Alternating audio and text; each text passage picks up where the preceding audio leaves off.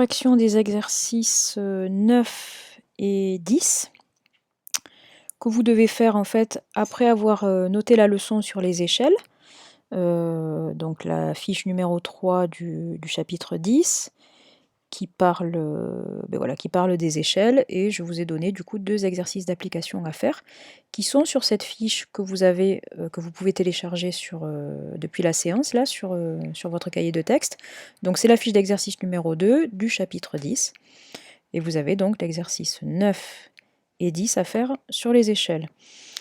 Alors l'exercice 9, on nous dit que donc la chambre de Léo a la forme d'un rectangle qui mesure 4,3 mètres sur 5 mètres. D'accord, donc 5 mètres de long, 4,3 mètres de large. Et on nous demande de réaliser un plan de cette chambre à l'échelle 1/50. Alors, l'échelle 1/50, d'après ce qu'on vient de voir dans la leçon, donc on a l'échelle qui est ici, hein, je vous l'entoure, 1/50, elle est présentée sous la forme de du coup 1 sur un nombre plus grand que 1. Donc ça, c'est une échelle qui correspond à un agrandissement ou à une réduction. Donc là, ça correspond à une réduction. D'accord? Donc on va, sur le plan de l'échelle, représenter les longueurs réelles plus petites. Et combien de fois plus petites? 50 fois plus petites en fait. Parce que sinon, il vous faudrait, si vous vouliez représenter la chambre à la longueur réelle, il vous faudrait un papier géant qui mesure plus de 5 mètres de long, ce qui est absurde. Alors, pour vous aider, donc on peut mettre les infos, les différentes valeurs dans un tableau de proportionnalité, puisque je vous rappelle que quand on travaille avec une échelle, les longueurs dans la réalité et les longueurs représentées sur votre plan, sur votre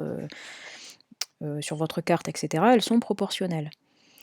Alors, on a en fait ici donc les longueurs sur le plan. Donc on va tout mettre par exemple en centimètres, hein, et longueur réelle en centimètres. Alors, du coup on va avoir une case de plus. Alors pour ne pas se tromper, donc où est-ce qu'on met le 1, où est-ce qu'on met le 50? Donc c'est une échelle, on a dit que c'était une réduction. Donc les longueurs sur le plan, ça va correspondre au 1, ici. Et donc 1 cm sur le plan, ça correspond à 50 cm dans la réalité. Donc les longueurs qu'on va devoir transformer, ce sont la longueur et la largeur de la chambre. Alors là, il faut faire d'abord une conversion. Il faut convertir les longueurs en mètres en centimètres. Alors, on y va. Donc 4,3 mètres. En centimètres, ça fait quoi? On doit décaler la virgule de 2 rangs vers la droite. D'accord? Un rang, ça fait en décimètres. 2 rangs, ça fait en centimètres. Donc ça fait 430 cm. Et 5 mètres, ça correspond à 500 cm. Alors, ici, on a donc longueur réelle, donc 430, hein, on ne se trompe pas, ici ce sont les longueurs réelles, donc on les met sur la même ligne que le 50. Longueur réelle, 430 et 500. Voilà, et donc nous, ce qu'on veut savoir, c'est du coup, quelles seront les longueurs sur le plan de la chambre, donc quelle longueur va correspondre à 430 et quelle longueur va correspondre à 500. Et bien ici, les longueurs qui sont ici, elles sont 50 fois plus petites.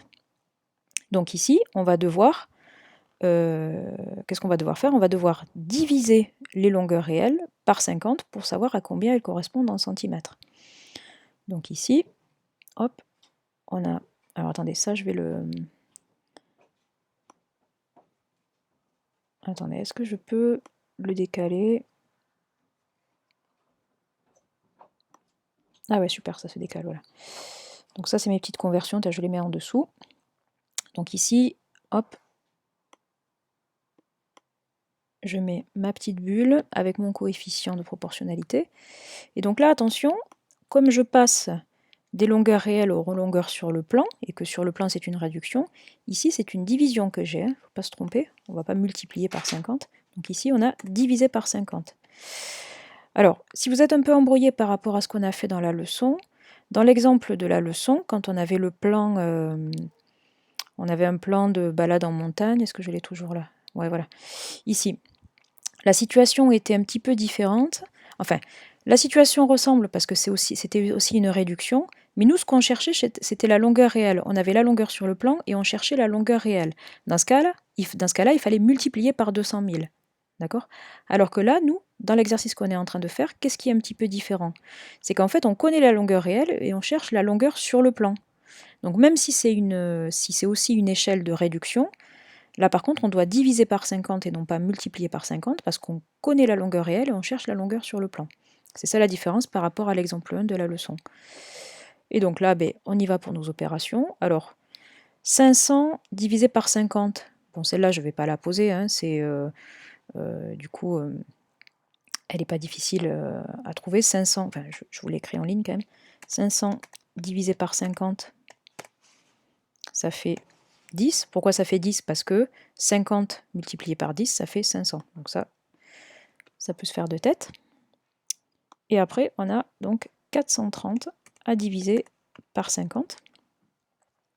Alors celle-là, bon, vous vous débrouillez comme vous pouvez. Moi, je vais la poser, par exemple. Mais vous avez peut-être été astucieux et trouvé d'autres façons de faire. Pas de problème. Vous savez que je vous dis toujours, il y a souvent plusieurs façons de calculer. Et il n'y a pas de meilleure façon qu'une autre. La meilleure façon, c'est celle qui vous convient le mieux. Alors, 430 divisé par 50. Alors, est-ce que je peux prendre 43? Non, 43 c'est plus petit que 50, ça ne va pas suffire. Donc je vais prendre 430. 430 divisé par 50. Alors si je cherche un peu dans la table de 5, je sais que 8 fois 5 ça fait 40. Donc du coup je sais que 8 fois 50 ça va faire 400. Donc ici, au niveau de mon quotient, je sais déjà que j'ai 8. Alors 8 fois 5, 8 fois 5 ça fait 40. Donc 8 fois 50 ça fait 400. D'accord? Donc, je vais faire du coup 430 moins 400 pour voir qu'est-ce qu'il me reste encore à diviser. Donc là, il me reste 30. Ok, alors 30, est-ce que je peux faire 30 divisé par 50? 30 unités divisé par 50, ben, ça ne va pas marcher, en tout cas ça va faire 0. Hein. Donc du coup, je vais devoir ici rajouter un 0 pour diviser du coup non pas 30 unités, mais 300 dixièmes. Donc 300 dixièmes divisé par 50, ça veut dire qu'ici, au niveau de mon quotient, je dois mettre une virgule. D'accord? Je rajoute un 0, je mets une virgule. Pourquoi? Parce que ce que je cherche maintenant, c'est le chiffre des dixièmes. Et 300 divisé par 50, si je réfléchis dans la table de 5, je sais que 5 fois 6, ça fait 30. Donc 50 fois 6, ça fera 300. Voilà. Et ici, hop, je vais avoir un reste égal à 0 parce que j'ai 6 fois 50 qui font 300. 300 et il va me rester 0. Voilà, donc petit rappel sur la division. Ah tiens, je me rends compte que j'ai fait une petite erreur, désolé, ici j'ai écrit 500, je ne sais pas pourquoi. Alors qu'on a ici donc 500 divisé par 50, le calcul est ici, ça fait 10, désolé. En plus là, ça doit être embêtant pour vous parce que vous ne pouviez pas me le dire, il fallait attendre que je m'en rende compte. Alors qu'en classe, je sais que ça fait déjà 2 minutes que quelqu'un aurait levé la main pour me prévenir. Alors ici, donc la case ici on a calculé la valeur, donc c'est 430 divisé par 50, ça fait 8,6.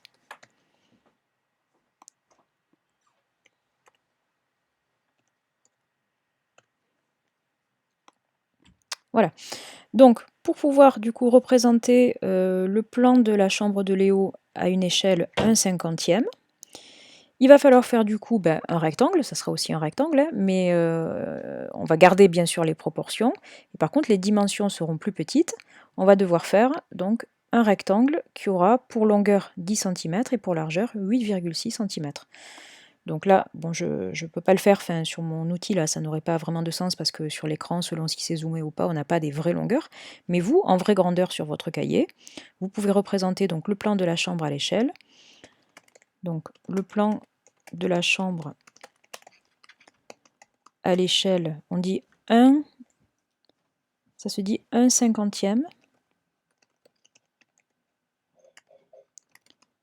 est représenté par un rectangle de longueur 10 cm et de largeur 8,6 cm. Et voilà, donc on a terminé pour l'exercice 9.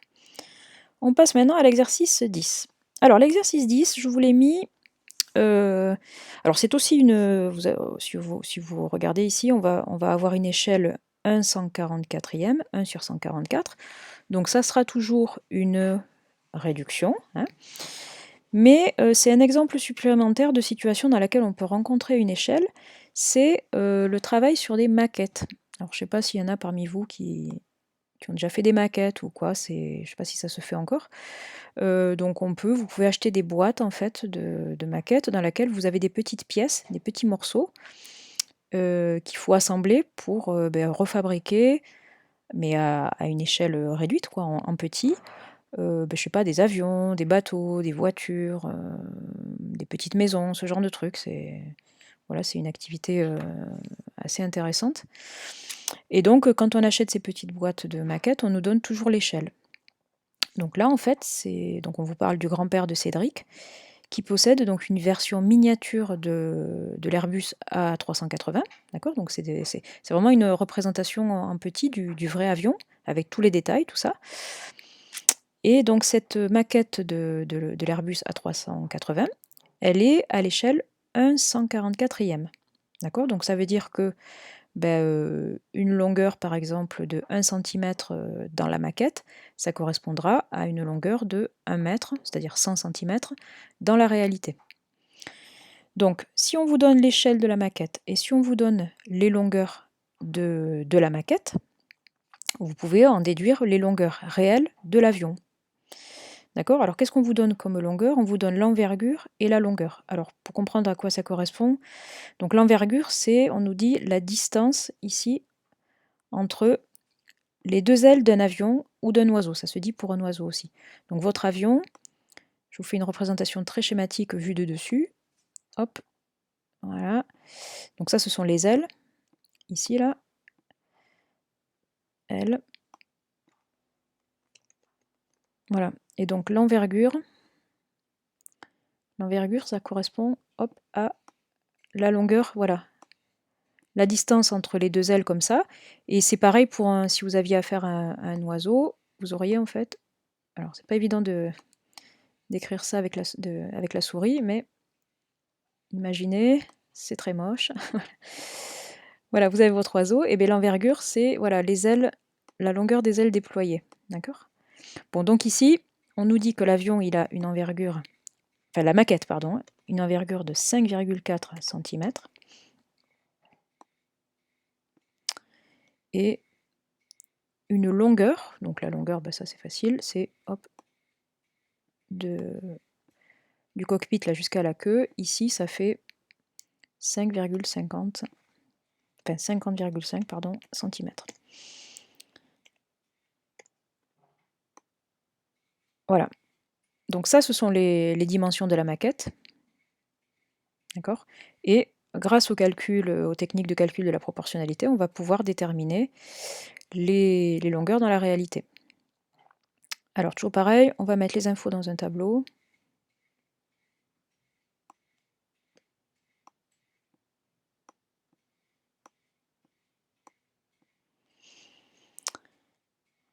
Alors, longueur... Je vous dis les longueurs maquette et longueur réelle en centimètres. Donc, on met déjà les données de notre échelle. On sait qu'une longueur sur la maquette, ça correspond à une longueur de 144 en réalité. On a donc l'envergure 55,4 cm et la longueur totale de l'avion 5,5. Voilà. Donc là, on est un peu dans la même situation que l'exemple 1 de la leçon, l'exemple avec le plan de randonnée dans la montagne.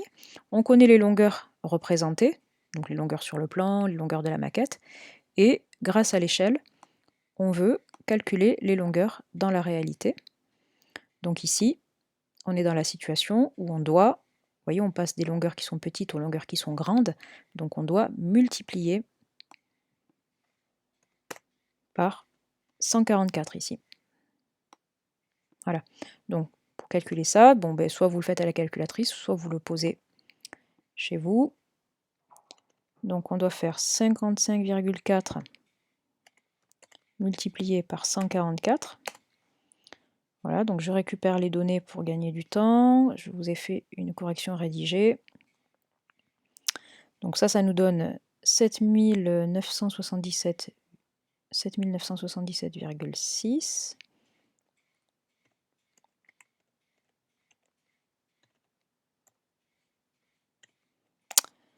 Et pour la longueur de l'avion, on doit faire 5,5. Alors ce qu'on va faire, on va quand même mettre les unités.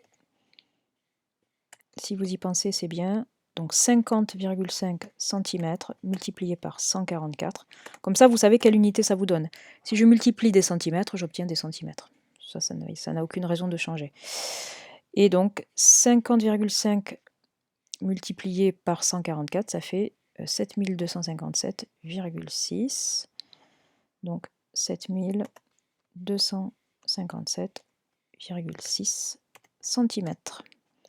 Voilà, donc ici, hop, dans notre tableau. Alors le tableau, vous n'êtes pas obligé de le faire, hein, par contre. C'est plus une aide, là. L'important, c'est de trouver ces deux dimensions-là. En fait, qu'est-ce qu'on cherche? Quelles sont les dimensions réelles de la 380? On cherche la longueur, l'envergure réelle et la longueur réelle. Donc le tableau, c'est plus pour présenter les résultats, mais ça n'a rien d'indispensable.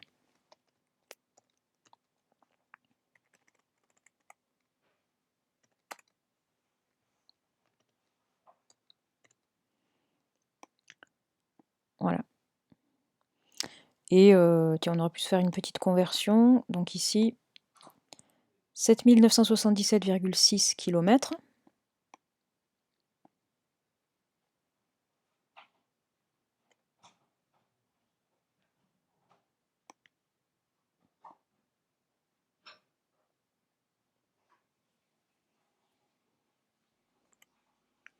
Ça nous donne, hop,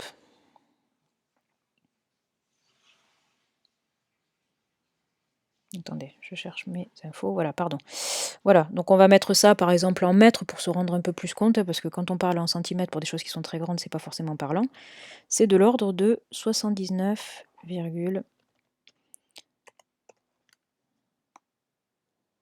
voilà. Donc l'avion, hop, en mètres. D'accord? Donc si on arrondit un peu, il fait à peu près 80 mètres de long, cet avion. D'accord? Ça peut vous aider à vous représenter ça un peu plus dans la réalité. Donc là, on fait une phrase réponse pour introduire notre réponse. Donc,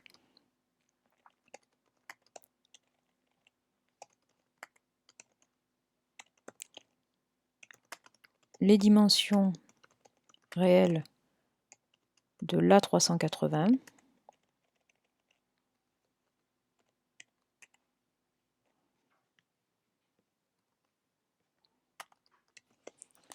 sont 79,776 mètres pour l'envergure et 72,576 mètres pour la longueur. Voilà, cette correction est terminée.